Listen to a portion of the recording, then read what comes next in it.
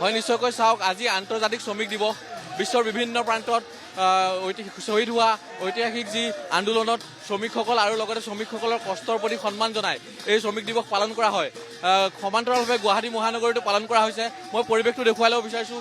এয়া হৈছে United workmen ইউনিয়নৰ যি শ্ৰমিক দিৱস। তেওঁলোকে এক বিশাল সমদল পুৱাৰ ভাগতে উলিয়াইছে।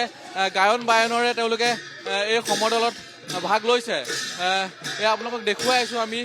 তেওঁলোকে বিভিন্ন ধৰণৰ ভকত বৈষ্ণৱ আহিছে আৰু তেওঁলোকে গায়ন বায়নেৰে আৰম্ভ কৰিছে বিশাল সমদল। আৰু লগতে এই সমদলত কেইবাটাও দাবী তেওঁলোকে উত্থাপন কৰিছে। মূল্য বৃদ্ধি, স্থানীয় যুৱক যুৱতীক চৰকাৰী নিযুক্তকৰণকে ধৰি কেইবাটাও দাবী তেওঁলোকে সংলগ্ন কৰি আজি সমদল আয়োজন কৰিছে। মই তেওঁলোকৰ ওচৰলৈ যাবলৈ চেষ্টা কৰিম। আপোনালোকৰ যিহেতু আজি শ্ৰমিক দিৱস, লগতে আপোনালোকে প্ৰত্যেক বছৰৰ দৰে এই বছৰ বিশাল সমদল আয়োজন কৰিছে, কি ক'ব?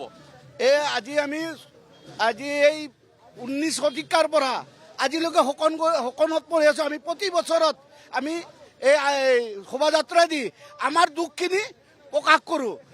আজি কেন্দ্ৰ চৰকাৰেও আমাৰ দুখখিনি শুনা নাপায় আৰু ষ্টেট গভৰ্ণমেণ্ট আমাৰ ৰাজ্য চৰকাৰেও এই আমাৰ দুখখিনি বুজি নাপায়।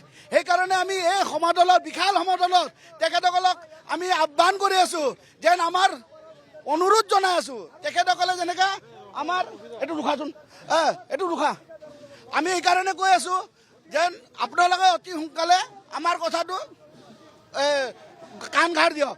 এইদৰে আমাৰ আজিৰ শোভাযাত্ৰাত সকলো শ্বহীদ হোৱা শ্ৰমিকৰ ওপৰত এটা পুষ্পাঞ্জলি দি আমি তেখেতসকলক আৰাধনা কৰিলোঁ।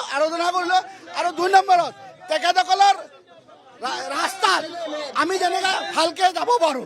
ধন্যবাদ। নিশ্চয়কৈ এনেধৰণে তেওঁলোকে বিভিন্ন দাবী লৈ তেওঁলোকে শ্ৰমিকৰ কাৰ্যসূচীসমূহ গ্ৰহণ কৰিছে। আজি যিহেতু তেওঁলোকে দিনজোৰা কাৰ্যসূচী গ্ৰহণ কৰিব এই শ্ৰমিকৰ কাৰ্যসূচী। আমি আন এজন ব্যক্তিক কৈছোঁ, আপোনালোকৰ আজি কাৰ্যসূচী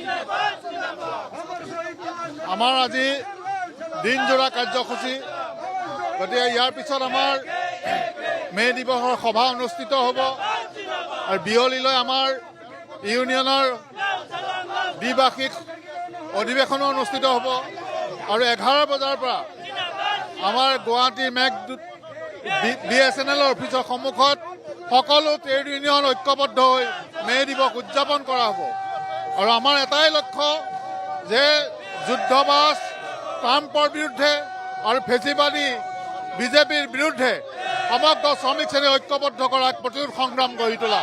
বিজেপিয়ে যিটো আজি শ্ৰমিক শ্ৰেণীৰ ওপৰত অন্যায়ভাৱে শ্ৰম সংহিতা জাপি দিছে আৰু শ্ৰম সংহিতা জাপি দি আমাৰ আইনী অধিকাৰবিলাক শ্ৰমিক শ্ৰেণীক কাঢ়ি নিব বিচাৰিছে। প্ৰান্তে প্ৰান্তে কিছু কাৰ্যসূচী হাতত লোৱা দেখিবলৈ পোৱা গৈছে।